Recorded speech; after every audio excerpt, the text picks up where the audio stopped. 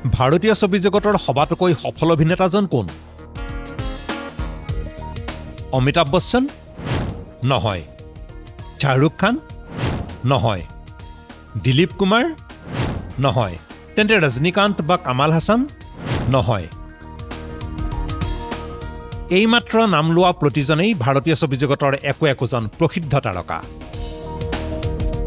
প্ৰতিগৰাকীৰ দেশে বিদেশে আছে অলেখ অনুৰাগী, কিন্তু শুনিলে আচৰিত হ'ব, ভাৰতীয় ছবি জগতৰ সবাতোকৈ সফল তাৰকাৰ যদি তালিকা প্ৰস্তুত কৰা হয়, অমিতাভ বচ্চন, ৰজনীকান্ত, কামাল হাসান, দিলীপ কুমাৰ কোনোজনেই সেই তালিকাৰ শীৰ্ষস্থান লাভ নকৰে। এই তালিকাৰ শীৰ্ষস্থান দখল কৰিব যিজনে, তেওঁৰ আছে 400খন হিট ছবি, 50খন ব্লকবাষ্টাৰ।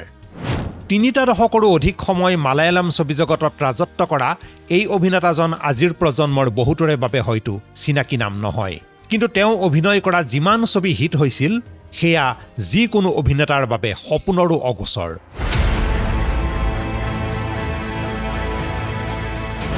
720খন চিনেমাত নায়কৰ ভূমিকাত অৱতীৰ্ণ হৈ অভিলেখ ৰচনা কৰা এই অভিনেতাজনে এটা বছৰতে 30খনতকৈ অধিক ছবিত অভিনয় কৰাৰ অভিলেখ কৰিছিল, তাকো দুবাৰ।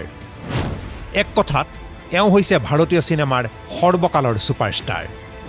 কেৰালাত পৰিচিতি নিত্যাহাৰিত নায়কন অৰ্থাৎ চিৰসেউজ অভিনেতা হিচাপে। নাম প্ৰেম নাজিৰ। ভাবি চাওক, অমিতাভৰ হিট ছবিৰ সংখ্যা 60তকৈ কম, ইয়াৰে 10খন ব্লকবাষ্টাৰ। ৰজনীকান্তৰ হিট ছবিৰ সংখ্যা 80খনতকৈ সামান্য বেছি, 15খনমান ব্লকবাষ্টাৰ। 15খন ব্লকবাষ্টাৰৰ সৈতে সলমান খানৰ হিট ছবিৰ সংখ্যা 39। বিপৰীতে প্ৰেম নাজিৰৰ 50খন ব্লকবাষ্টাৰ সহিতে হিট ছবি 80খন।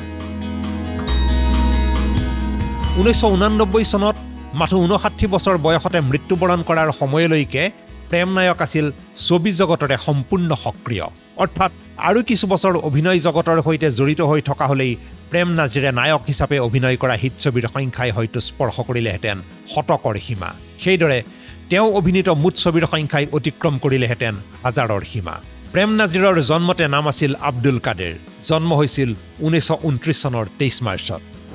1951 চনত মাৰ্চেণ্ট অৱ ভেনিছ নাটকেৰে অভিনয় জগতত পদাৰ্পণ কৰা প্ৰেম নাজিৰ অভিনীত প্ৰথমখন চিনেমা আছিল 1952 চনৰ মাৰুমাকাল। জীৱনৰ এই প্ৰথম ছবিখনতে নায়কৰ ভূমিকাত অৱতীৰ্ণ হৈছিল এইজন অভিনেতা। বাণিজ্যিকভাৱেও সফল হৈছিল এই ছবি। তাৰ পাছত এখনৰ পাছত আনখন ছবিৰ সফলতাৰে মালায়ালাম ছবিৰ মহাতাৰকাৰ ৰূপত এই অভিনেতাজন প্ৰতিষ্ঠিত হৈছিল সেই 1950ৰ দশকতেই। 1960 আৰু 1970ৰ দশকতো অব্যাহত আছিল প্ৰেম নাজিৰৰ স্বৰ্ণীল যাত্ৰা। ভাবি আচৰিত লাগে, প্ৰেম নাজিৰে নায়ক হিচাপে ৰূপদান কৰা ছবিৰ আধাতকৈও বেছি আছিল বাণিজ্যিকভাৱে অতি সফল।